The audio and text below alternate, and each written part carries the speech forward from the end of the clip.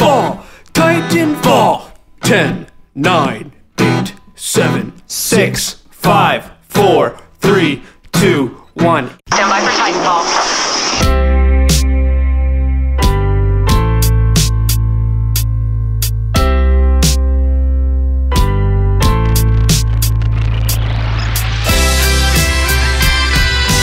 Hey everyone, you're listening to another way around of the AwayCast episode. Greg, what episode is it? 32. 32. Man, you know, I feel like we keep having these breaks in between, and it makes me so sad. It's because we're adults and we have jobs. Yeah, but dedication. Can't just play games all day, John. Gotta work. Gotta pay the bills. The fruit of our labor will come through by our audience.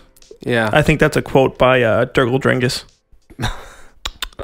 Today I'm joined by Gregg, Andrew Della Rocca, as per usual. Hello. Hey, Gregg, how's everything, bud? Fantastic. Doing good? Yes, What as are you always. playing? A little Titanfall? Titanfall Beta. Gregg's got a big Woody for Titanfall. I am loving it.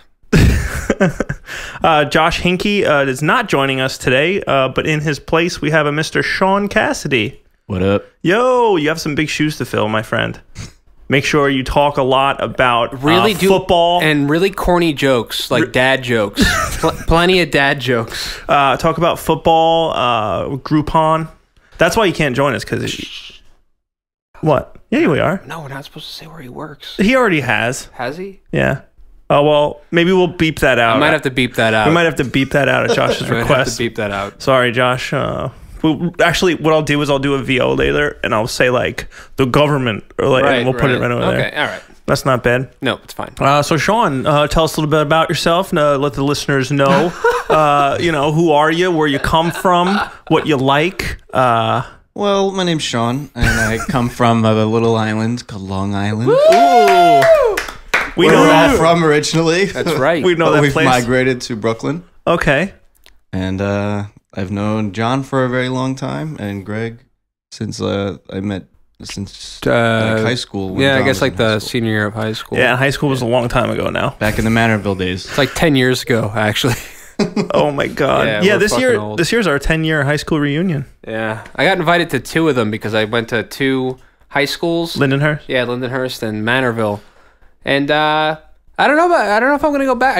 I mean, yeah, I'd probably go back to the Manorville one. I don't know if I'm going to go back to the Lindenhurst one. Well, you weren't there for your senior. I mean... I was there till 11th grade. I kind of want to go back because things are going okay for me, and I can kind of like come back. Oh, so for you, it's just like an ego flaunt. Isn't that what the point of those things are? Like, isn't that why they have those? You know, I wish it wasn't. I guess that's the stereotype, is that they are. Like, Yeah. go back and everyone checks up and see how they're doing. But people have Facebook. Everybody already thinks that everybody's living these amazing lives. Well, exactly. I think my life looks really good on Facebook, so I'm going to bring that to the table at the high school. I'll get like a really sexy Craigslist escort and say she's my girlfriend. And then I'll just talk about all this stuff, and I'll definitely exaggerate things, and then I'll make all the kids that are working for their dad's pavement company feel like shit. What you have to do is when you see them, be like, yeah, I noticed you've been cooking lately. I see a lot of pictures of food on your Facebook. Yeah. That's sick. Oh, you have 3 kids now? I mean, no offense to anybody who's got kids. We're kind of being assholes to we're older. I think if they have kids, it's fine. I think that just the issue is what they do for a living, at least for me. Yeah. So when you see Gregg at your high school reunion this year, watch out. I might be lying about some stuff. He might be lying about his escort. I only like to go back to Long Island when it's a holiday, as least as possible. Yeah, well, you go to see family. I mean, it's not... I mean, that's important, right? Yeah, like Martin Luther King Day. MLK. Today, what's today, guys? Happy birthday, Abraham Lincoln. Yeah, happy birthday, Abraham Lincoln today. 7 years ago. For he's a jolly good fellow. He did free the slaves. He did. And for that, we thank you. Well, he didn't make Titanfall, so that No, he didn't. that's all that matters. Sean, is this you jumping in with the segue? Cassidy segue. Cassidy segue. I guess we'll just jump right into it. This podcast is going to be mostly just about Titanfall because I want to talk about The Last of Us DLC. I really do, because I had a really great time with it, and it was really great. One of my favorite parts of that whole game as a genre, but I'm going to wait for Mr. Hinkie to get back probably later on this week or next week. We're going to try to get back on the ball with some podcasts, but Last of Us DLC was awesome. It was very, very good. I guess, Shaun, are you going to end up playing it, or Greg? I don't know if I'm going to play it. My PS3 is kind of packed away right now. Maybe I'll come by your house and play it. Yeah, maybe I'll let you. How long is it? I know we don't want to get into it. How long is the DLC? About 3 hours. Yeah, I'll come sit at your house for 3 hours. Okay. Yeah, no problem. You could cook some paninis for me in your new panini press. Man, that panini press that thing is paying back dividends. Yeah. I cook chicken every night. A little spices on that. The pulled pork was. John's also slow cooking. Oh yeah, I'm slow cooking. Huh. The pulled pork was a hit at the board game party. It was. Oh, we've been doing. Did we mention this on the last podcast? We have not. I don't think so. So, I started this thing called Table Game Day Monthly. I know that it has a good ring to it. I'm pretty good at making names for stuff, right? So every month we're doing board games on a Saturday, drinking beers, and last time I cooked some pulled pork. Did I ever tell you guys how I made that? You put the pork in a pot and you let it sit for like 2 days. So get this. I'm going to give away the recipe that a buddy at work told me, okay? Okay. Pulled pork. You go to the store, right? You get some pork loin or pork shoulder. Okay. It has to be those pieces specifically, okay? I got 2 big things of pork loin, a couple pounds each. They're about $10 a loin. So what you do is you put those in a crock pot. You cut them up so they fit. You take 1 can of A&W root beer. Pour it in. Really? Pour it into the slow cooker. Really? Root beer? You're learning recipes today. Dude, this is so easy. You guys are like, yeah, it's good. I fooled all you. It's so easy. Pour in the root beer, okay? Cook for 6-7 hours on low. Go to take a nap. Go to sleep. Regular A&W or diet? No, well, are you watching your figure while you're eating pulled pork? I don't think so, right? So you do that. You let it slow cook. As it's done cooking, you drain the A&W. Right? Right. You guys still with me? Yeah, I think... Did you drain it into a glass to enjoy? With no. Pulled pork sandwich? No, you know how much fat is in that? Yeah. So you do that, and then you just put in Sweet Baby Ray's and mix it all up. Sweet Baby Ray's. Did you hear that? My dad's favorite barbecue sauce. All right. I feel like I'm on late night television, Greg. You're like the band? Yeah. Something like that. Right, Johnny? Hey, Johnny. What was that last game we played at the end of the night? What was that called? Betrayal at a House on a Hill or something like that.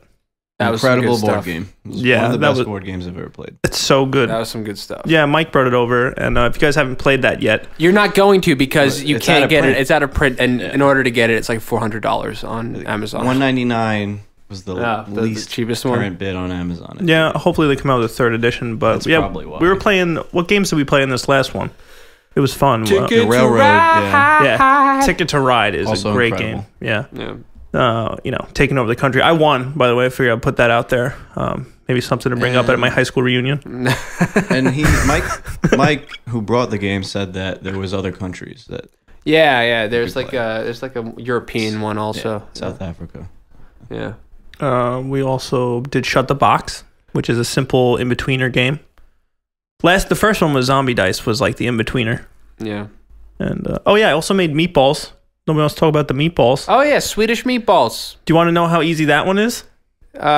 Sure. All right. So what you do is you just take some frozen meatballs. Oh. They're frozen. Oh, those are frozen. Yeah, it's all a trick. I tricked you. Jesus Gotcha. Christ. You take frozen meatballs, put them in a crock pot. You take 2 bottles of Heinz chili sauce and 1 jar of grape jelly.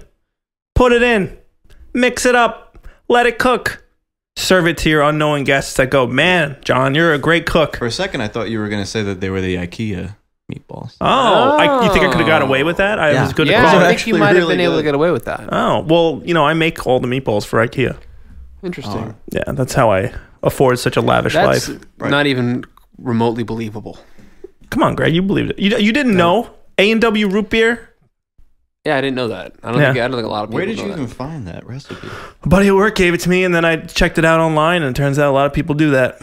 Okay. Oh. Okay, So- good. So now next time you guys come over and I make it, you're gonna reveal my secrets. But I definitely didn't taste the root beer. I didn't It either. was- I think what happens is there's a reduction and you get all that sweetness from the root Yeah. beer Right. into the pork. That's what's happening there. It's a good trick, but I'm wondering now if you should try some other flavors. A little sun-kissed, maybe? Well, Oh you cooked wow, it for a huh? long Orange, time, too, right? orange A pork. little, Yes, a little Sprite, a little lime, pork. It'll give it a little Spanish zest. Sprite. Yeah. You left it overnight too, right? Yeah, I cooked it for about 6 hours, and that's how it all soaks in and gets sweet. But another recipe said you could use Coke. Mountain Dew, the gamer pulled pork. Oh my, gamer pulled pork. No, the Halo, the blue Mountain Dew, the blue Halo Mountain Dew. Dew. We got to make a whole bunch of pulled pork next time. Different soda Or experiments. maybe Titanfall will make their own I'm sure they'll have some. Mountain Dew or soda What if I'd beverage. use Red Bull? 5-hour pulled pork. Eat a handful Do of that pulled on pork. launch day, March 11th. Eat a handful of pulled pork. I like this. Yeah, so let's do this next weekend. Let's just make different pulled porks. We'll buy a bunch of crock pots. We'll make like a lab. I'll have people come over and it'll be like a pot place. It'll be like One a, of the- what are they called? The big boy monster A cans. Ari. What are they called? Something Ari.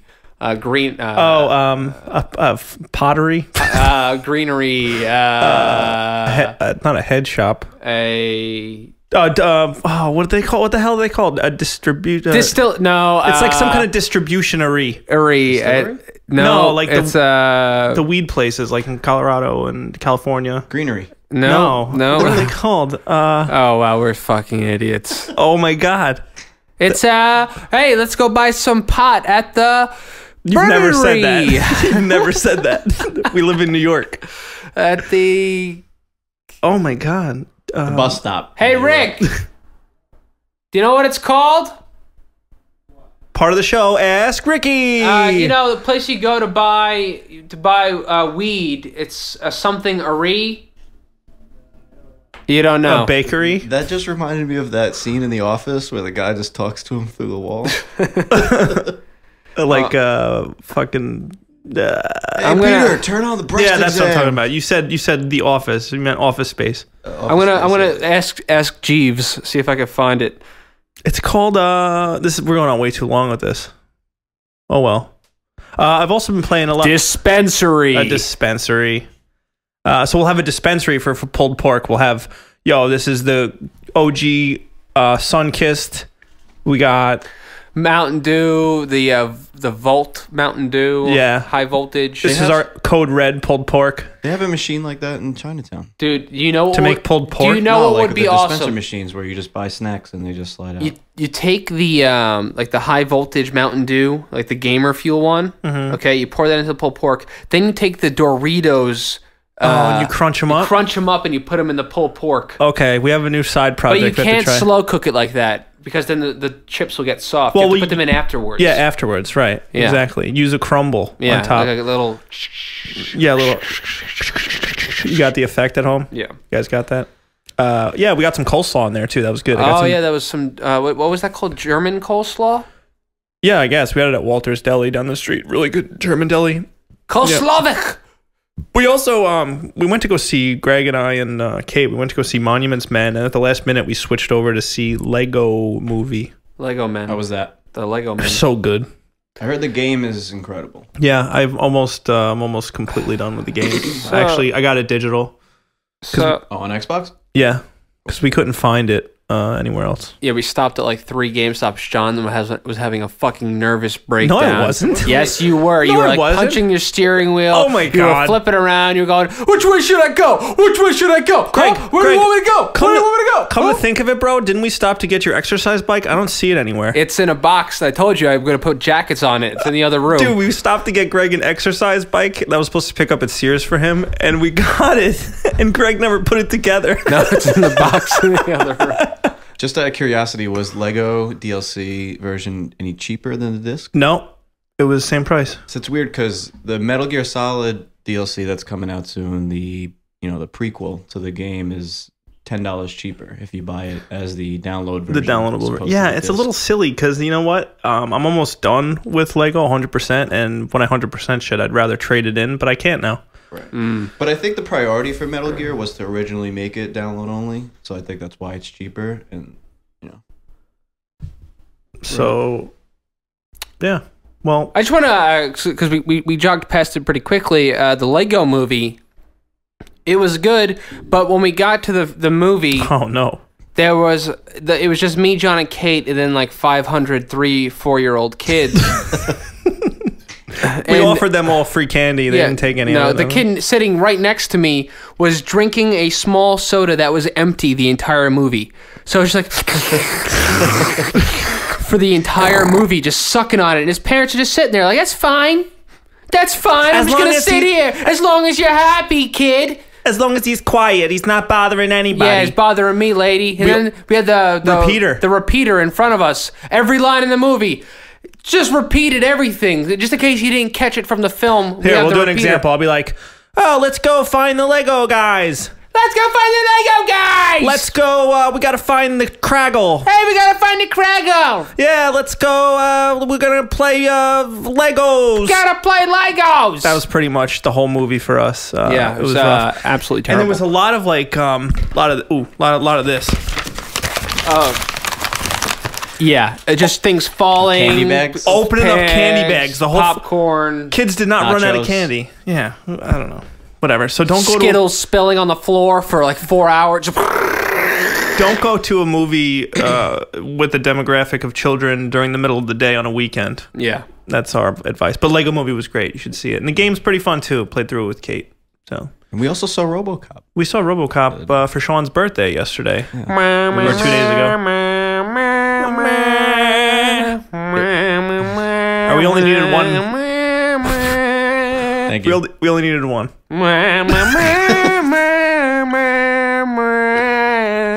Just let him finish, Shaun. He has to get it out of his system. All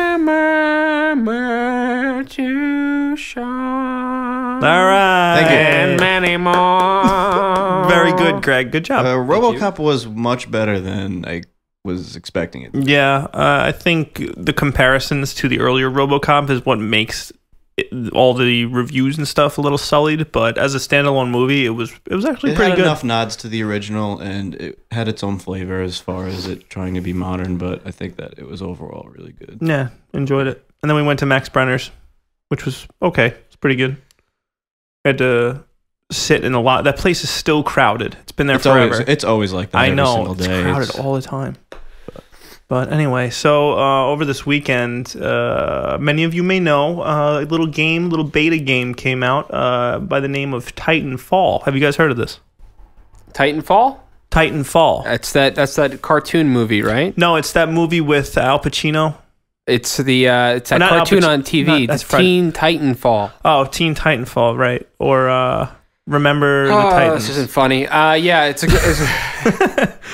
So Respawn and EA or whoever the hell decided to have a beta this weekend for Titanfall, and we all saw it coming. The beta was originally closed. It started on the 13th and made its way to Valentine's Which Day, is Thursday, but they said it was going to be the 14th, right? Right. Well, they started dropping it on the 13th for like YouTubers that have tons and tons of followers because they were allowing it to be streamed. And then the internet went crazy, like, where's my code? Where's my code? Everyone's flipping out. Where's my code? I don't have a code yet. Oh my God, it's the end of the world. And then very early in the morning on Valentine's Day, they started to send them for public. Yeah. And Shaun somehow got about 15 codes. Yeah. I got 0. And, somehow, I registered a few times with a few different emails, and something glitched out, and they send me doubles for every email I registered for, so I ended up with like 6 or 7 codes. But then, by the time I got them all, they opened it anyway, so it really didn't benefit anybody. Yeah. Well, I went on Reddit to get mine, and I ended up trading a guy. I was like, yo, suck your dick, man. Come on, give me a Titanfall code. People were selling them on eBay for almost $80. Insane. People I traded a guy a $10 gift card for one, so I got away with $10. The hype, people just want it on their console as soon as possible, and they just want to experience what the game's like, no matter how much they have to pay or trade, or they just want to know what the game feels like to play. You know, some people just don't have to worry about the money. Like $80 is nothing. Yeah, not everyone is hardworking middle class trying to make it.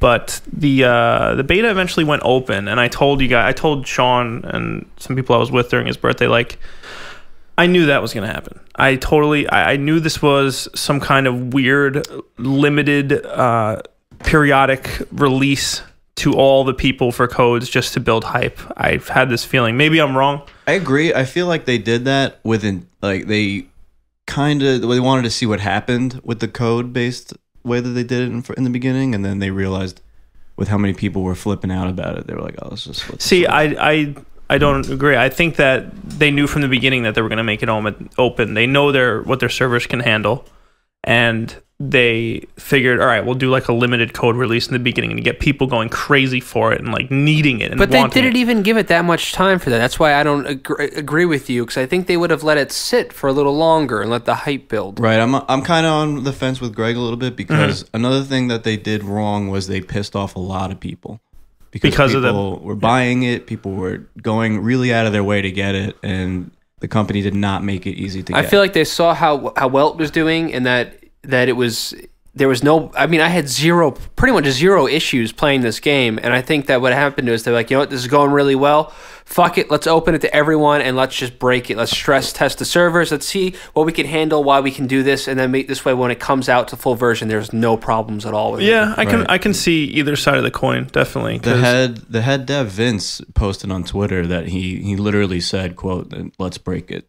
Yeah. And that's what they say and what they intend on doing are two different things. It's still not broken, by the way. Right. It went down for a very, very short time. Yesterday we had a couple problems when we were trying to join a server with 3 of us, but we got in. I'd honestly rather that happen than it happen on launch. So whatever it takes, I'll sit through 3 days of broken servers. Well, I said yesterday that it's just beta and it's working better than Battlefield 4. Yeah, which is crazy. Pretty embarrassing. I'm probably not going to play Battlefield for a while once this comes out. Yeah, it's embarrassing. I think for a while, if Titanfall comes out, you're going to really play Battlefield. I don't think so. I don't know if I'm going to go back to it. There's no. I honestly like the smaller game. I like 6v6 better than 30v30. You know, or it just feels. It feels more like personal. Like right. They're two totally different games. Yeah, yeah. I'm not comparing the gameplay as much as I'm saying I can actually play one of them and I can't really play the other one still. So, and the amount of aggravation that goes into turning Battlefield on for me, it's just like not even worth it anymore.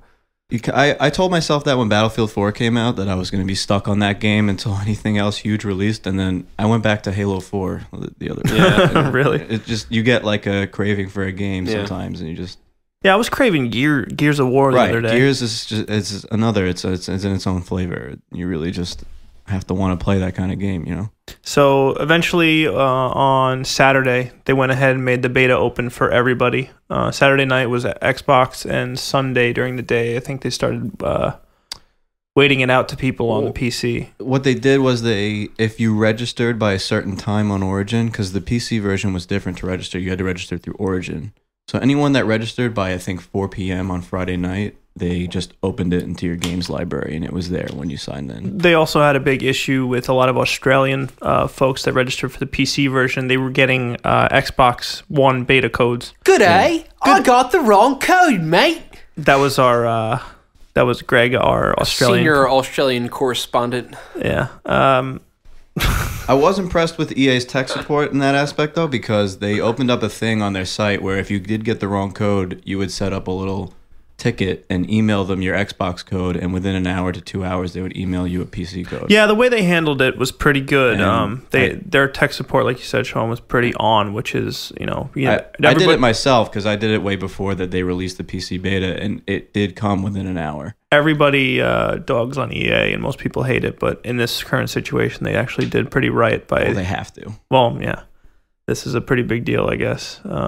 But I know, even though EA has their hands on it, it's been said that Titanfall and Respawn in particular, is way more hands-on on their own IP. Like, I mean, not so much that they're hands-on, more so that EA is laissez-faire, like a little more hands-off with it. Another thing is that this is their only game as well. Right, this is their first game. Yeah. I mean, they have, part of their teams are, from previous Call of Duty stuff, And one thing that I really like about Titanfall is that it's only multiplayer. So all of the focus on the game's development has been strictly on multiplayer. Yeah, so that's why there's so many maps on launch and so many solid features, and the game runs so well. So hold on to your thoughts real quick. Let's go in a little bit to for people who have never even seen Titanfall, which is I wouldn't believe it at this point, but slim to none. But right, but we might as well explain how it works, and where it's been so far in the beta. Even though we don't know much about the campaign, because there's going to be a multiplayer campaign mode, I suppose, with the story arc. So basically, if you only bought a PS4 next gen launch system, then you might want to pick up an Xbox. Yeah, you might want to either get an Xbox. Titanfall. It's for a beta. I feel like it's the best beta quotation marks that I've ever played for anything ever. We've played the beta. It comes with two playable maps, and I think we've probably played them 100 times at this point. And I'm not even. I can hop back on right now and be just as excited as the 10th time I played the map. Right. So basically, what Titanfall is in a nutshell, it's a futuristic shooter, but with some really exclusive elements. So it's a 6v6 online game. Throughout the match, you have AI competing against each other, kind of akin to if you've ever played like a tower defense game. They're kind of like creeps. What you do is you can shoot them to gain time off to drop your Titan or your Titan special ability. And now what a Titan is basically after a certain amount of time, you can drop in this giant mech, which you can jump in and pretty much go ham on people with. So, you have your specific classes. It's done very much like Call of Duty in a class sense, which is a good thing. I think a lot of people attach negative stereotypes to Call of Duty at this point, but they took a lot of the good unlockable elements and are using that system. So basically, in the beta, there was 3 class types. There was the Assault, the Assassin, and the CQB, which is close quarters, Assassin, and obviously the Assault. And then there's 2 Titan loadouts, 3 Titan loadouts. 3 Titan loadouts. It was, I believe, tank, Assault, and artillery. Artillery. Yeah, because the third one is rockets. Yeah, so your Assault, well, not Assault, but the other ones are self-explanatory. But they're basically useless once you hit rank 5 or whatever it is to get your custom loadouts, because nobody's going to use those after you get your custom. Yeah. It's basically what Battlefield has. Is you get the Scout and the Assault and the Medic, but then once everyone unlocks the custom loadouts, they never even touch those. I'm thinking the way that the progression worked in the beta, you only got to level up to level 14, which happens in like maybe 10 games. So I'm thinking that the progression is going to be a little different. Was one of the gates on, Greg? What's that? One of the gates was on? No, you're fine. You're good. Oh, it sounds really loud now. Sorry, technical difficulties. But yeah, the progression seemed very quick, even though obviously what the beta's offering is. Well, I think what they did was they knocked off the XP to so that you rank up quicker, so everybody can get a nice feel of all the unlocks and such that is available in the beta. Yeah, and there's hundreds of challenges even in the beta, over 500. There's a lot. There's a lot of challenges. So you're constantly unlocking challenges. Like kill 10 grunts, which are the AI characters, or what are the other characters? There's the grunts, which is basically very similar to Halo's grunts. They take like 1 shot to kill, literally, and they're morons, right? And they don't do anything. They're and then there the for Spectres fodder. they're robots. They look a lot like the clones in Star Wars. The Federation droids. Yeah, and then the third one that I don't think you're using in the beta, but if you look at your stats, they're called Marvins. But it's an odd name. I wonder if it's like an acronym or something. Well, I read in the Titanfall wiki when information started to come out in the beginning, the Marvins were what the Spectres were in the beginning. And apparently they changed the Spectre's name to Spectre from Marvin. So everyone's confused whether it's just a placeholder in the beta and they're not actually using the Marvin. Maybe AI. they look like Marvin the Martian. Yeah, that's what I'm thinking. They have like a death ray. I really hope that there's another AI, because that would add. Also, because the AI that's in there right now are so stupid. But which is kind of a cool. It's good that they're not like a difficult thing, because they're kind of like a fun.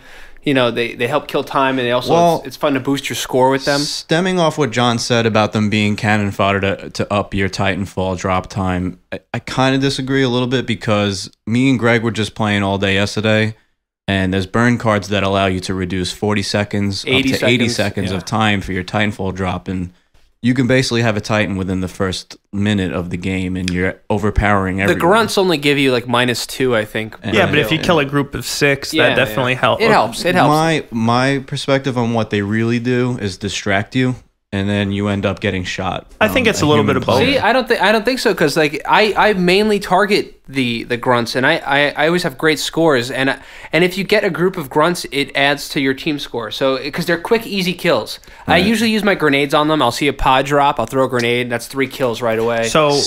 And that's like 4 points. I don't think they should go towards your score though, because if you get someone that just runs around and just harvests the grunt kills the entire match, you're earning all these points, and your team's gonna win attrition because that's a someone strategy. kills 40 grunts. That's a strat. I do that. My best game that I have on there, I killed like 55 grunts in that game, and my score was like 105 on attrition. I think it's viable if it's there. I think it's a viable strategy. Well, for that mode, maybe, but if they made them a little tougher, I think you wouldn't be as upset, because they are like free kills. They confirmed they weren't going to do that though, which is disappointing. But like I was saying before, if they do have a third AI type, the Marvin, which is in your stats, that if you look at, if that becomes another AI, I think it'll add more. See, depth. I think for competitive play, that might be kind of neat to have like, have a runner. Like you go around and all you do is focus on grunt kills, drop a Titan, keep killing grunts.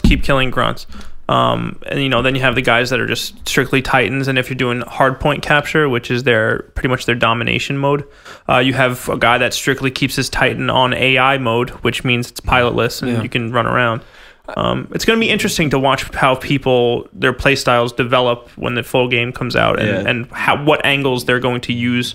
I see people on Reddit already posting Titan builds that work as like there's way kamikaze more pilots attachments too in the full game. Like we're speculating on what's only available in the beta, and there's so many more layers in the full game. Yeah. So. Yeah, but I do also like the grunts are actually a huge distraction when you play the game, because I think most of the time when I get killed by pilots, I think the grunts are pilots. Right. I'll misidentify. Right, that's what I'm saying. Yeah. They distract me more than anything, and I'll run into a cap room on the hardpoint mode, which is more or less domination from Call of Duty. Yeah. And I'll run into a room, and there'll be a herd of 5 or 6 grunts running into the room, and I'll get distracted. And then one of them is a pilot, and you don't even know. Right. Or someone will jump in from the other part of the room that's a human player and kill me because I'm shooting. You can't really prioritize your targets at that point. Right. That's happened multiple times. It's got that Call of Duty hit detection that's so instant you can't turn around and kill them because you're dead by the time you try to do it. But I think they're a good addition. Like I think that's such a smart thing to do. I think they're fun. I like it reminds me. I mean, I know Greg, you tried League of Legends once, or anybody that's played Dota. It's kind of like Creeps. Like it definitely they say that the first Spectre doesn't drop until the first Titan drops. Like the first Spectre doesn't come out until the first Titan comes out. Spectres are a little harder to kill. They're still stupid, but they do take more of a beating. I think they take 4 to 5 hits or something. To kill. Grunts is 1. But the way that the AI works throughout the map is that they follow the flow of the battle. Like there's a lot of work that's been going into the idea behind the combat as a whole, not just like run around and kill like Call of Duty kill streaks. Like there's an actual flow of combat that we don't even realize is going on as you're playing. What I really like about them is that they add a lot of atmosphere to the game. They make you feel like you're kind of in a war almost, because if you look in the background, there's like ships that are dropping them off, and there's pods that are slamming into the floor, and they're coming out of them. I really like that a lot. That's what's good about the 6v6, because it's not just 6v6. It's like almost... It's 6v6 plus 6 Titans. So plus all the grunts too is what I'm saying. Like you have all these other guys out there, and even if they're not powerful, you don't know if it's a pilot or not sometimes. So it kind of adds an element of like just weaker enemies that you have to kill. It makes it look like you're fighting an army. The Titan AI, when you put it into remote mode, is very good. Yeah. For being remote. I've had my Titan bring down other Titans in AI mode. And there are challenges that unlock XP for it. Auto Titan kills, and they do pay really good attention to what they're defending. If you put them next to a flag, they'll look at every Titan or pilot that comes even near it. You can set your Titan to follow mode or guard mode if you hop out of it and it's still active, which is another element. There's a lot of small elements in the game that are, I wouldn't say it really overlooked, makes you feel like you're in a sci-fi kind of setting. Well, the environment is so good. it tells you that you're in follow mode. It tells you you're in guard mode. It tells you you're outnumbered 3-1. Yeah, the sounds are so good too, like the sound effects. And that's a perfect segue. That's a perfect segue into the UI and the sound design in terms of how they treat you, how they use their UI to make the game way more immersive. You really don't even have to look at your HUD. No, You know you're winning. You know what's going on around you because the AI is telling you. You'll get that little video guy, that guy will pop up and let you know what's happening real quick. And incredible. And when you're in a Titan, the UI is split into pretty much 4 different segments. The way it comes together, like your visual. Yeah, the eyelids of the Titan basically close when you enter it, and then the UI is done. I wish it was a little smaller sometimes for your weapons. I think that's one of my gripes. I wish it was a little, like, resolution wise, you had the ability to scale it on Xbox.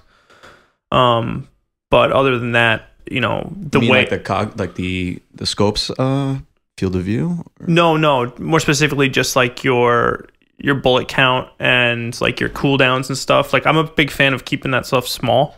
It's not a huge deal. Well, yeah, that's what I'm saying. A lot of the stuff that they're saying, minus the gun elements, they really keep you audibly, like they tell you what's going on. You really hardly have to look at the HUD. Right. I'm saying I wish it was smaller. Yeah.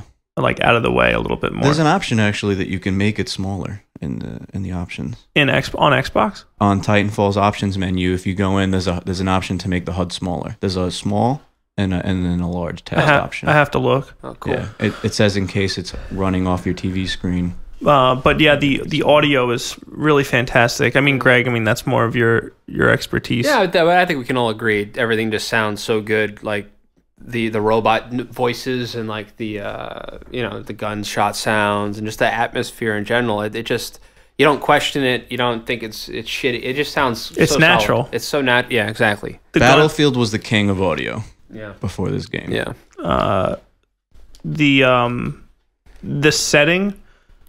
We don't even have backstory yet, and I already feel like it's such a believable sci-fi setting. It's got its own universe already, and all we've done is play 2 multiplayer maps without any kind of... It just makes you want more of the universe, though. Like, I want more maps. I want more atmospheres. I want to be at night. I want to be in the snow. Because the battle style is so good. I don't even care if there's a campaign. I don't really care that much about the multiplayer campaign. I just want to play this game, like this style of game, in different places, so I can use different kinds of walls to do the parkour on, and different kinds of to do cool tricks off of. Because within one game, so much awesome shit happens that it's exciting to start a new one because you're going to do some crazy shit. And that's maybe completely different from every time you've ever exactly. played. You're gonna run off a wall and then jump onto someone's Titan and blow it up, and then jump off of that Titan and melee someone, and everything's happening so quick. It feels so good, and the flow is so solid. What Greg's saying, it reminds me of kind of like when you start a round in Counter-Strike, you know exactly where you're going to go. Yeah, you have a strategy. Right off the break, and the maps are laid out so well in Titanfall that you know exactly where you can wall run to a wall run and then end up on a perfect area to snipe. Well, what I found myself doing was, like you said, Shaun, once you got comfortable with a route, every time you take that one route. And you saw me playing. I have a thing I do every single time. And and that also ties into why I like killing the minions, because I know exactly where they're going to be in the beginning of the round. So I'll start my round off with 15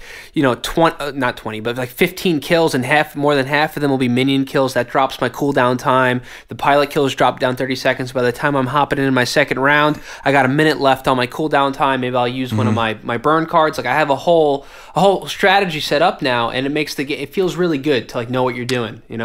What's really natural, once again, about the game that adds to the organicness of it is the parkour. The parkour is, it's been tried in games before. Mantling. Shout out Brink. Yeah, poor Brink. Man, that was one of the biggest probably the biggest game disappointment of my life. We had fun with it for a little bit. For a day. Yeah. Let's be honest, it was terrible. It was awful. For one day, it was fun, because I think what sucked about Brink is that everything that was cool about it was only cool for 10 minutes. Every new ability you got, every level, the levels that weren't the engine was good, and the guns were good, and everything was good. It was just the netcode was terrible, and it was just set up very poorly, and it just did not run good. It was a bad game that was marketed really well. Right. The art on that game was incredible. That was 4-player co-op, right? Yeah. Did it? Yeah. Yeah. We played that together, I think, didn't we? Yeah. It was short-lived, I think. Yeah. But, other games that have tried parkour, with the exception of Mirror's Edge, have probably, they've fallen, That's how this feels to me. When I was running through the training, I was like, this is kind of like Mirror's Edge, like running off the walls. And the FPS is so perfect and clean. Everything just felt so, connected. The parkour thing is becoming very big. Like Dying Light is using it now. It's interesting, though, because Titanfall as a shooter does it flawlessly almost. I mean, in my opinion, I feel like it's so organic that it's hard to top as a shooter. It really has to do with the maps too. Like if the layout's not good and you can't use it the way that it's meant to be used, there's no point. Like Well, I noticed I was watching some people play when the beta first came out. And it's funny now, after playing it for such an extended period, realizing that the people who are going to be good at this game are the ones who really take advantage of the parkour. Because I was watching people play it like Call of Duty, and it's just the game just doesn't look fun. It's not fun, and also when I'm playing the game and someone is really good at the parkour element, I can't shoot them. I can't kill them. Like I have such a hard time killing pilots that know what they're doing on running on the walls and moving quickly. So that's probably like the biggest advantage you have in that game is moving around. When you start to camp or sit in a fucking corner, you're gonna have a low score and you're not gonna have a good time. A lot of people are gonna do that are coming from Call of Duty and that think that the game is Call of Duty because it's on the same engine. Call of Duty with mechs, bro. That's all it is. Right. It's stupid. There's gonna be a lot of those. There's gonna be a lot of those people on launch, and it's gonna get very frustrating. It's gonna be great. Do that. It's gonna be great for us because we're gonna rape them. Yeah. So anyone who's become very accustomed to the way that the game moves as far as the parkour is going to always catch the drop on someone else. That's already my favorite part of the game is the parkour. Like if I get a sick jump, it almost feels better than making a really good kill, running up a wall left, right, up and do like a quick boost to the right. You can double jump. And then there's the thing that you could do that you jam your knife into the wall and you can hang there. What's that? If you're wall running and you hold left trigger, you stab your knife into the wall that you're in, and you just sit in that spot. See, I haven't even done that yet. See, I got an achievement a challenge for killing someone like that. I had no idea. It's called a wall hang, I didn't know that you could do it in the alpha. I got into the alpha, and was not aware that was an option, so I didn't even try it or do it or see anyone doing it. I don't think anyone knew that it was in the alpha because it wasn't in the controls or anything like that. As far as weapons are concerned, how do you guys feel about obviously you have the regular classes, like I said before. We had the assault, we had the close quarters, we have sniper, but then they introduced this new element with the smart pistol. The smart pistol. I think the smart pistol is a cool idea. It's I don't know. It's gonna, you have to see how it does it with the other maps and with the other perks and stuff. I think right now it's not overpowered, but we'll see. At first I thought when I was going through the training, I was like, oh, this is kind of lame. You don't even have to you don't have to shoot anyone. But then I'm like, oh, it's just fun though. It's fun. It makes the game fun because you're doing all these cool parkour. It's not really about sitting there lining the scope up and trying to be a good marksman. It's more about being really fast and doing things really elegantly. So you line them up, you get them, you can do a cool jump, shoot them while you're jumping. It's not really about being a marksman as it's about doing things really quickly and awesomely. So what the smart pistol is basically a pistol that when you're not aiming down the sight, it'll lock on to targets. To their heads more specifically. Up to 3 of them. So it's really good against grunts and specters and the AI because usually it's a one-shot kill. But when you're fighting against other pilots, which are other players, you have to lock onto them at least 2 or 3 times. It's 3. It's like a blip. It's like a yellow, and then red. And if you hit red and you shoot, it's a kill. It was a little frustrating for me because I feel like I just want to let go and start blasting them. Yeah. So to have them, if you go head to head, straightforward against a guy and try to use a smart pistol, I feel like you're done. You're done. You have no time. Yeah. The assassin class is the one that comes with it by default. I think that class is because that class is the one that comes with a cloak, and I think that class is meant to be the sneaky type of player who runs around and kind of catches the drop on people and comes up from behind, and you get that lock, and it's literally an auto kill. Exactly. You have to do nothing. Also, the close quarter stuff, the neck snapping. I think they do that so well. When you get your neck snapped, your head spins 180, and then it plays like a quick little song, not a song, like a audio clip. It's like dun dun. It's like fucking fatality, right? And then you see the other player that snapped your neck, and then it fades out. It's pretty cool. Very cool looking. There's also a drop kick or something. Oh, the drop kick is funny. Yeah. Especially when you see someone else getting drop kicked. It's just like, that killed you? Really? It's funny, though. It's cool. It's hilarious when you do it to someone who's like kind of camping on the roof in Angel City, and when you kick them, their body just ragdolls off the side of the building. So when your Titan gets destroyed and you're inside of it, you get to eject. Sometimes, depending on your perk, you can do it by default, or you have to smash on X and you'll pull the eject lever and shoot out of the air. And if other guys are on the opposite team are ejecting as well, or they were on top of you shooting you, which is like a rodeo or whatever, as a pilot, you can jump on top of a Titan and try to blow its core out or whatever. I already know what Greg's going to say. He hates the martyrdom perk for the Titans. Nuclear explosion. I don't like it either. It's so annoying. It's just like... It's something a lot of people are gonna. I started taking advantage of it though. I turned it on because if everyone else is gonna do it, I'm gonna do it too. I'm gonna get all those free kills. If they nerf the range on it, it'll be not as bad. But right now, it's very obnoxious. It's just so you can just try running from it for like you're still gonna die. Well, there's a lot of choke points on these maps, and if you're in a spot where there's like 3 Titans attacking you and you do it, you more or less kill all those Titans. There is a card, one of the burn cards, which I guess we'll probably also talk about more as burn cards.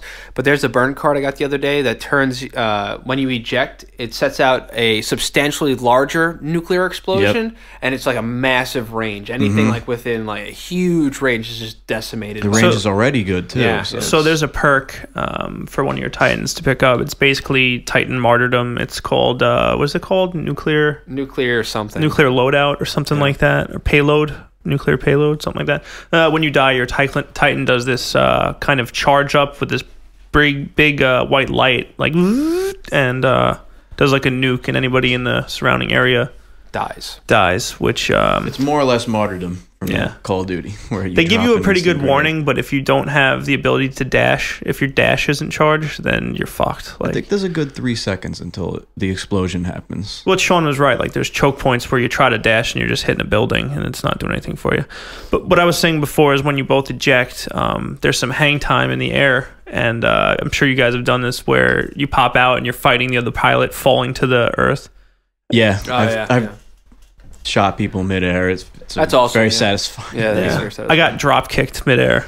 Another thing you can do is you can rain rockets down on a Titan from midair. Oh yeah, I've done that. Yeah. Or double jump and keep rodeoing. Just keep rodeoing from rodeo. Yeah. I've seen people land on the spire in the city map because it throws you so high. You can land on parts of the map that you normally wouldn't be able to reach. So far, based on the 2 levels that we played, I think the level design is pretty intuitive. Yeah, especially Angel City. That map is awesome. Yeah, it's really good. Yeah, between the 2, I like that one. Yeah, I like both. They're both good. They each have their own very unique setting. So I don't know if you guys can tell, but we like Titanfall so far. Do we have any negatives? Anyone? Well, the one thing was the UI. I mean, it's hard to say what's negative when they give you a beta. Yeah. Just because right now, let me just say that when I jumped into this game at first, I had that feeling that I was playing Halo for the first time or playing something new. Yeah. You get that excitement where it's like, this feels different. I wasn't just playing another shooter. I wasn't just playing, because like we said before, the criticisms are going to be like, oh, it's just Call of Duty with guns, fuck EA, blah, blah, blah. That's so not true. Yeah, this game has so many levels of intricate parts that people need to, to be good at the game, you have to take advantage of that stuff. See, the beta was a great idea, but this is where I think it's not a good idea because some people think it's so limited because the level cap in the beta is only 14, so everybody at that point starts to feel like it's repetitive because you're so. Yeah, I'm still playing it and loving it. I'm gonna once we're done with this podcast, I'm turning it right back. But there's always gonna be those people that are, there's only a few guns. Yeah. Well, I don't know. I think if you don't play Titanfall, you're an idiot. So far, I'm trying to think of what negative I can say so far. Like if you have an Xbox 360. What are you playing right now? Well, it's coming out for 360, but March 25th, I believe. Yeah, that's what I'm saying. Like, not 360. I'm sorry. If you have an Xbox One, what are you playing right now? Aren't you done with everything at this point? Like, let's. Well, Battlefield did so poorly in the beginning; it kind of put a bad taste in everybody's mouth. And that's why you need this game. That's why you need to buy this game because this game is going to be. I think this game is going to do what Halo did for the original Xbox. I agree. I think this is something brand new. This is going to sell a lot of systems. I agree. And for people that have 360, you can still play it. And PC. I'm worried about the 360 version. Yeah, a lot of people are. It's being developed by a different studio, believe it or not. Yeah. Yeah, I think it's Blue Point. There's something with blue. The beer company? No, it's Blue something. Let me look it up. Blue Rock or something like that. Some weird thing. But you guys don't think that a year from now it's going to come out on PS4? No. Well, they said that it's going to be exclusive for at least the first one. So if they do make a sequel and they sell it to, and they let Sony buy into it, I don't know. But they said that I think it's important for consoles to have exclusive titles. I think that Microsoft is going to do whatever it takes to keep this game under Microsoft like they did with Halo. Absolutely. When you think of Halo, you know that game will never go to another console. Yeah. Right. Ever. Just like Gears of War. Right. I don't know. It depends what Respawn and EA want to do, because I think they're going to sell less people on consoles than they are cutting out other people on PlayStation right now. Because PlayStation, there's more PlayStations out there than Xbox Ones right now. Yeah, Blue Point is the name of the company that's developing the 360 version. It was delayed to the 25th. It's the beer company. That's the brewery. They're spreading out. Maybe we'll do video games. I'm just really worried about the 360 version because the game has so much going on for it. Like, it requires a lot of power. It's not going to run at 60 FPS, right? It's going to be muddy. No chance. It's going to be very muddy on the 360. Shaun, you played the PC version, you said. Yeah. And you noticed some differences? I guess the obvious when the game's in motion, graphically. When the game's in motion and, when the dust settles, it's really the same game at its core. But when you're really paying attention to the details, you notice, like the gun models, and in Angel City, they have all those the blue screens that they kind of look like TV advertisements, Mm-hmm. and the resolution is just so much higher on the PC version. It's way more convincing. Were you playing with the keyboard and mouse or with the controller? I played with the 360 controller because the Xbox One controller isn't compatible yet. So I'm curious to how the keyboard and mouse for like the wall riding and stuff like that, how that would work. I think it'll be fine. I mean, you really just have to jump on the wall. Yeah, I think it'll be all right. Spacebar, jump you up. But I was playing with the 360 controller for a good maybe 2 hours, and I never felt like I was being dominated by mouse and keyboard users. It feels really good on a controller, I have to say. I mean, I'm sure keyboard and mouse probably make the game a little faster paced, but I think so far the controls are very simple to follow. It's not the parkour is very easy. Mm-hmm. It's not it's easy to use, hard to master. For probably. some reason, I felt like the run speed was faster on the PC version. I felt probably like just because your frames. I felt like I was moving around the map almost at the same speed that you get when you use that stim perk. I love that perk. Yeah, the speed is fast. So basically, in the game, I was worried when they first introduced burn cards, because I thought that's where the microtransactions were going to be. Like, get a pack of 10 burn cards for $2 or whatever. But what happens is throughout the game, you do certain things that'll unlock a burn card for you. And you have a deck of cards that basically you could bring 3 of them to every mission with you, and you can use them for 1 life.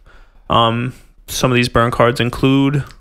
reducing build time on the Titans, overpowered guns. One of them lets you start out with a Titan, so you can come with it right in the beginning of the match, have a Titan, which is awesome. Yeah, yesterday or 2 days ago, Shaun had tried out the Strider, because he got a burn card that allowed him to start with one of the other Titans. Yeah. In the beta, you only have access to the Atlas chassis.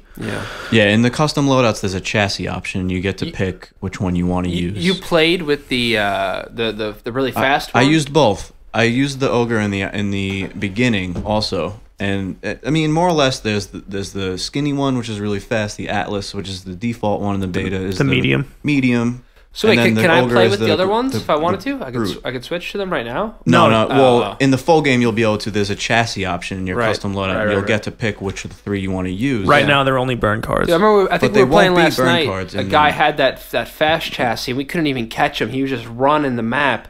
His core ability is infinite dashes. That's awesome. Well, I mean, you get 3, and they recharge very fast when you're in default on the Strider. What's the ogre's power? Do we know? He has much more shield, He has only one dash, and it recharges very slow. But his melee is super strong. He's like a tank. Yeah. Basically. Yeah. And his finishing move, like when the Titan goes into a doom, which is more or less that they're finished, and you do the melee and you do that fatality move, the ogres is that he rips your arms off. Oh, that's cool. Like beats you with them. That's awesome. The Striders is he rips the Titan out and crushes you. Yeah, so the finishing animations when you get close, you get like rip the guy out of the fucking cockpit, and you can what else is there? Smash the guy in the face. It looks like Rock'em Sock. Every time that happens, I'm like, yo, Rock'em Sock him. Rock'em Sock him. Well, there's one per Titan, and then there's the melee itself. Oh, okay. You could punch, when you punch a pilot as a Titan, they just explode. Yeah. So the burn cards are kind of a cool addition. I think they're neat. They let you micromanage a little bit more. There's also ones you start out off with an amped, just amped weapon, amped weapons. Yeah, just an overpowered version of each weapon. Right, each weapon. Then there's like XP boosts. The Titan cooldown, as Greg said before, you can start off in a Titan. There's one that I became fond of yesterday called Rematch, which is where you die. If you die, then you activate the burn card. You spawn exactly where you died. Yeah, that's a good feeling. That your one, revenge kill. Some of the cards are rarer than others. Yeah, and I think that's one of them. Well, it'll tell you if you unlocked a rare burn card. Prosthetic legs is one where you run super fast. But then when you die, you lose that burn card entirely. If you don't, you get to keep it into the next round. Right. Or if it's a round-based game. Or some of the rare burn cards say, like, you have it for the match also. Mm-hmm. But it's interesting because I think they're going to introduce like dozens more burn cards when the game comes out. So I'd like a bigger inventory too. If I can hold like 6 burn cards, it'd be better than 3. Well, that's where it would become too much, I think. Yeah, yes. I think that 3 is good. I was hoping to hold more in the deck on reserve, but I think that's just to encourage you to just keep spending them. Yeah. Yeah, I think in the full game it'll be different. I think, that they're really holding back on the beta. Yeah. But so far impressions obviously are I'm blown away by it, honestly. I didn't think I'd take to it this much. The burn cards are the only thing that worries me about the game. Why? Balance issues? No, I feel like the burn cards is what went wrong with Call of Duty. It's an early start to why Call of Duty started to fail. It just became too much. They used too many perks and too many kill streaks. And so which ones do you feel would be the ones that are over the top at this point? From what I've seen in the beta, I don't think any of them are too much. But you're just concerned that might be a path. I'm concerned that they're getting themselves, they're getting overwhelmed with how much they're trying to shove into the game. And they want to accommodate the Call of Duty players. And I just feel like if Titanfall 2, which obviously I think it will happen, I don't want them to keep doing this and then ruin the IP because it's... Well, right now I think it's good. Right now I think it's pretty balanced. The effects of the burn cards aren't really too excessive, and the really good burn cards are super hard to get. Like, my favorite burn card I've gotten so far was the start with a Titan whenever you want, and I've played like 100 matches, and I've gotten that card one time.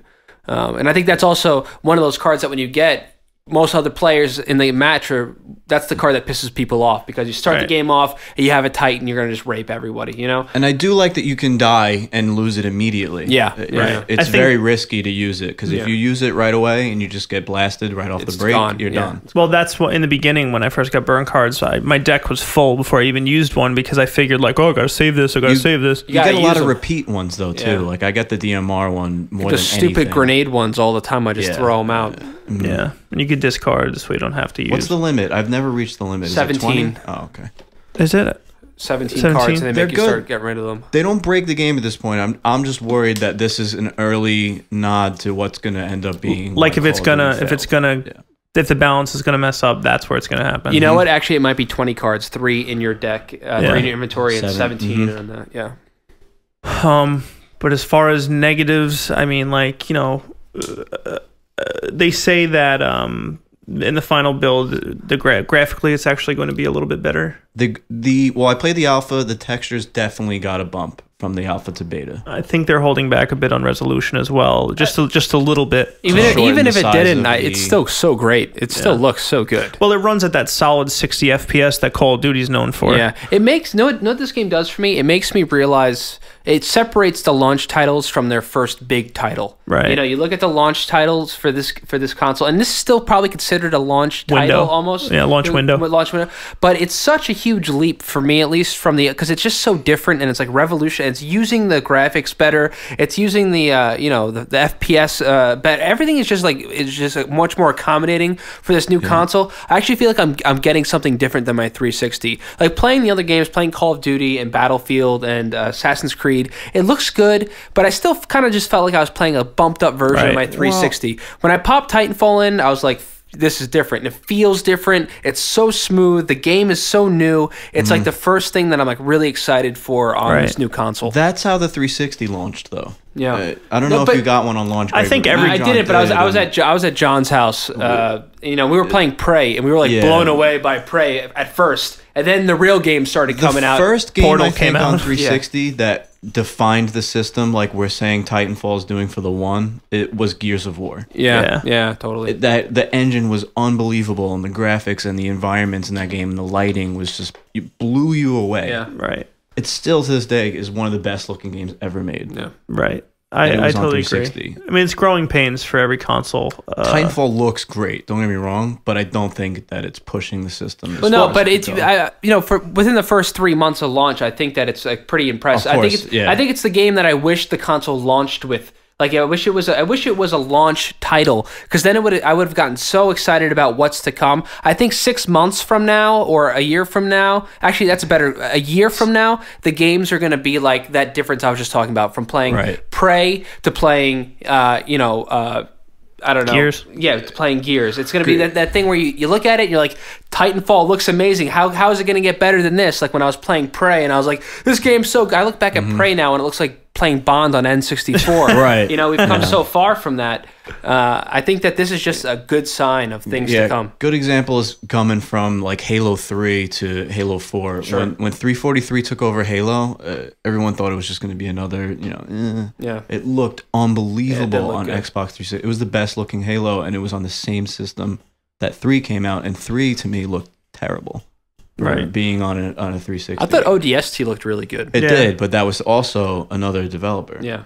ODST I thought looked so solid. ODST followed a different graphical style in a certain way. And it was very nighttime based, and there was a lot of like neon colors, and the lighting was great in that game. Yeah, I love that game. But yeah, this is definitely going to be the first killer app to once drop. the developers get comfortable with the hardware is when the games are really going to shine. Well, the devs said Titanfall, they were like, they were tweeting and they were, publicly saying that, this game, even though it's beautiful in its own respect, a lot of the resources processor-wise are going towards allocating it to the AI and like just to... Well, that's the cloud that they're using for the AI. Right, but the processing power is also going towards a lot of the scripted elements that are going on. Like not everything drops, is like airplane drop, just like random sprites happening in the background. Right. That kind of. One thing we didn't mention that I really love about the AI, really quick, is they chatter.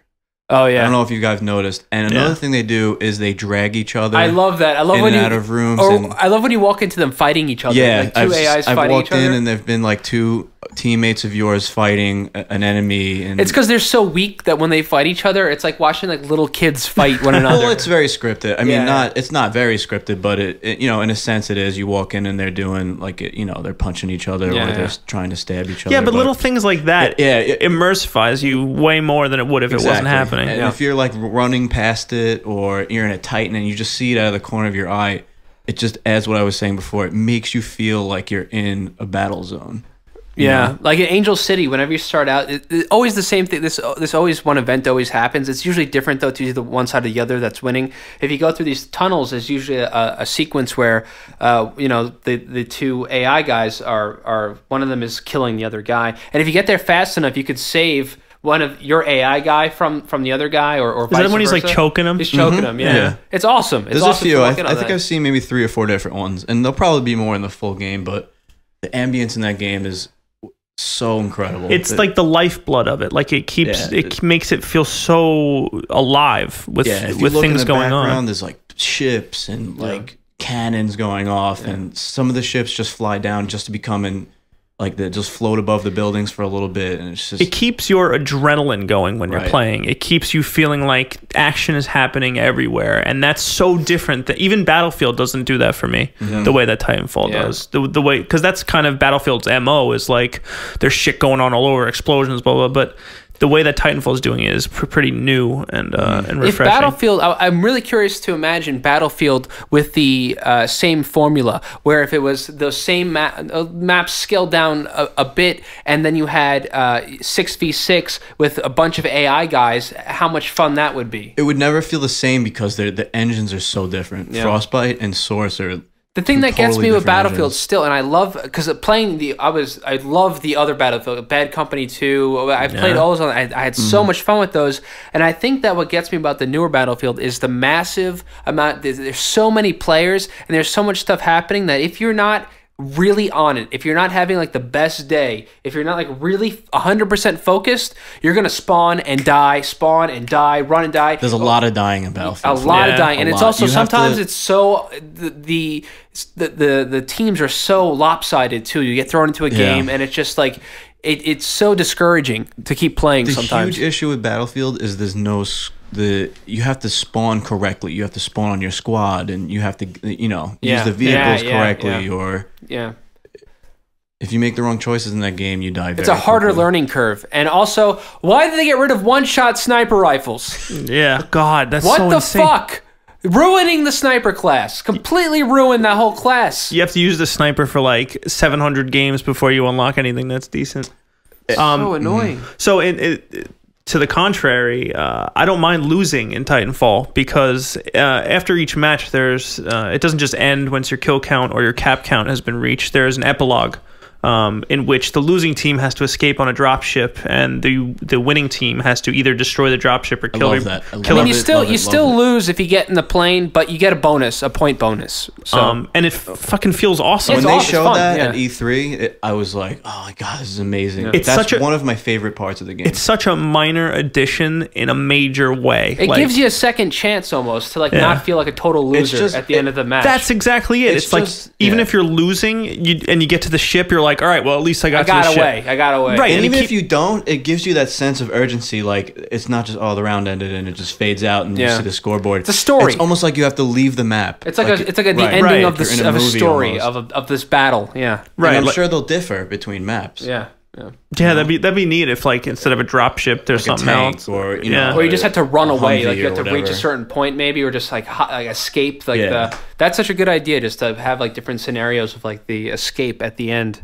So the retreat. There's 15 confirmed maps. We're 14, 100%. But there's one called Training Ground, which is the map that they used to announce the other Titans. It's just a very small little training map where there's like lots of squares and there's like walls. It's almost like a maze, like right? It's like just a square, similar to like that really small map that was on Call of Duty, that everyone loved. I forgot what it was called. Nuketown. Right. No, not that one. It was super small map. CS Scouts square. Only. Rats. But, I think it might just be filler. Yeah, I think maps like that are kind of cool though, like really close quarters, minimalistic, just walls kind of stuff. It's gonna be fun as an option. So there's Angel City and Fracture, which we've both been playing, and then there's Colony, Relic, Airbase, Boneyard, Corporate, Outpost 207, Lagoon, Rise, Smuggler's Cove, Overlook, Nexus, O2, and Training Grounds, which might be the training level, but we're not sure. That'd be cool. Well, it might just mean that that's the training level. Because what somebody did is they opened, they got through some of the code. Oh, okay. And they found that's probably what that is then. But Shaun, you said Airbase is set at nighttime. Well, the kid that hacked all the files in the beta and released all this information, when the map loads, there's that little thumbnail that kind of gives you like a view of what the map looks like. Like the loading screen, you mean? Right. Yeah. And John's pulling up one right now. And the Airbase is just a bunch of pilots standing there, very dark and smoky background, and there's a bunch of Titans standing behind them. I'm really interested to see if they introduce a night map or some like a weather map, some kind of rain or snow would even be fantastic. I've looked at them all and I didn't notice anything like that, but I'll go through them real quick. I have them all right here. I mean, I would love to see Angel City at night, like with neon lights, dark streets, just like a Hong Kong. Yeah, just like really, and it'd be great to see like the mechs with like big lights on them, like the big flashlights on them to kind of like navigate and stuff. Yeah. Boneyard, it looks like just a really big, like deserty kind of. There's like there's skeletons of leviathans. Oh, cool. And then there's another one that kind of looks like Dam from Battlefield 4, which is called Smuggler's Cove. Lagoon really looks great. I'm a big fan of the tropical setting. Yeah. So wait, there's Leviathan skeletons in the desert? There's going to be some good lore for this game. Maybe you could fight a Leviathan. So, yeah, I'm really curious what they're going to do with this campaign multiplayer and how they're going to flesh out this story. Even though I feel like it's not necessary, it's going to be really interesting to see how they carry that through and how it is implemented as you're playing against other players. Yeah. There's one called Outpost 207, and the thumbnail of it is looks like a space station, and there's a huge turret. It looks like the map's probably going to be in space on some kind of huge satellite or spire or something. Yeah. The Lagoon one is, like John said, very tropical. Yeah, and they have like some typical training yard stuff. Yeah, it looks great, man. Like the fact that they're launching with 13 maps. No, 14. 15. Well, 14 definitely, 15 maybe. That's true. This is the training ground. It doesn't look like the training simulator. This looks like an actual. That's the map that they used in the trailers to announce the other Titans. Where they kind of showed them moving back and forth and showed their speeds off. Shit, what was I just saying? Gregg's awesome. He's so really handsome. He's really good looking. Yeah, he's a really great guy. Gregg, listen, I appreciate you. You're pretty much on point this podcast. I guess I'm trying to be nice today. Don't want to be mean to you. We got to come up with the Titanfall song like we did with Battlefield. All right, let's give it a go right now. Go ahead, Gregg. Titan. It's got to be like Titan will be ready in 10 seconds. There's the intro. You got it. Shaun just led you in, man. Hold on a second. This one. Let me get the other. And then me and John could kind of fill in with prepare for Titanfall in the background. I got you. It's got to be like Skyfall. Skyfall. Sky is full. All right, everybody. Podcast debut. Titanfall song. Your Titan will be ready in 10 seconds. Your Titan will be ready in 9 seconds. Watch out, 'cause we're gonna go and kill the other team. Prepare for Titanfall. Titanfall! Oh. Stand by.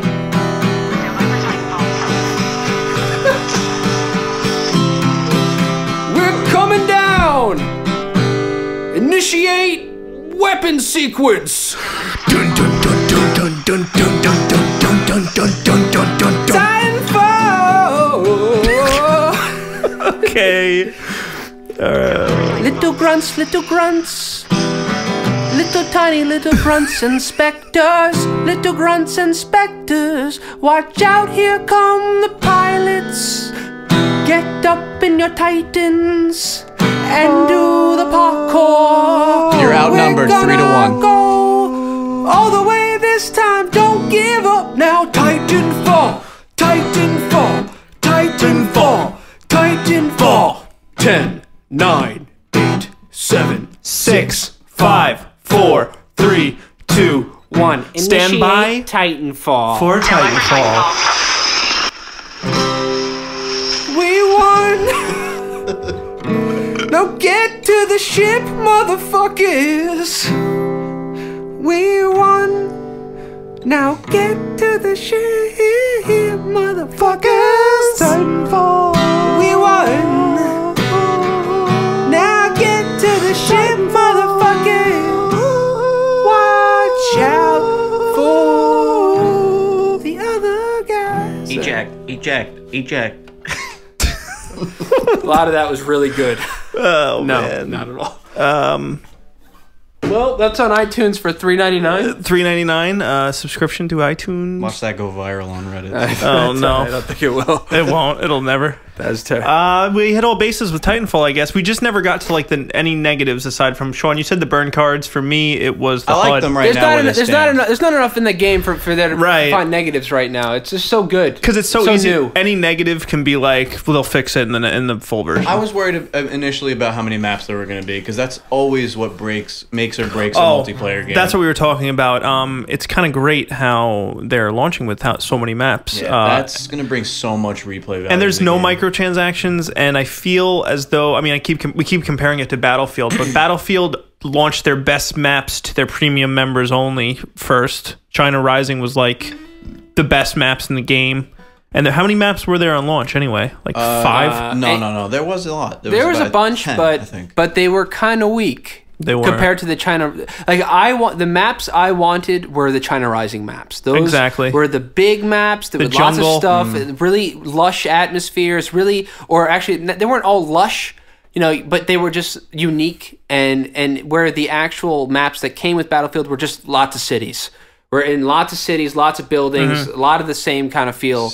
Yeah, like the maps are like office buildings and shit. Like, I'm easily pleased with maps, because as long as there's a lot, I just don't want to play on the same 5 maps over and over and over and over. Yeah, I agree. As long as they're somewhat decent and there's like over 10, I'm sold.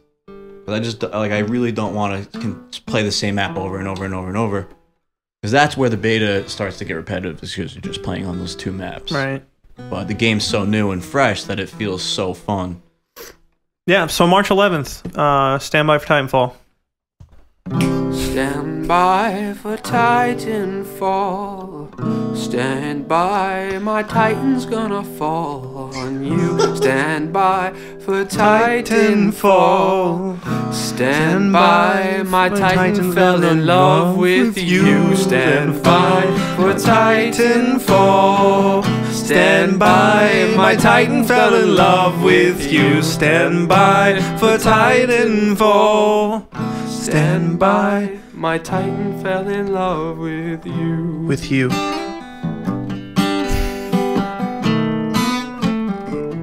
All right, everybody, thanks for joining us on the AwayCast this week. Shaun, thanks so much, man. We're going to have you back again. Yeah, anytime. Awesome, dude. Gregg. Yo! Little fanfare, huh? Let's do a hardpoint based tune. Yeah, capturing the hard points. Lead us out with a hard point sexual entendre. Capture my hard point. Yeah.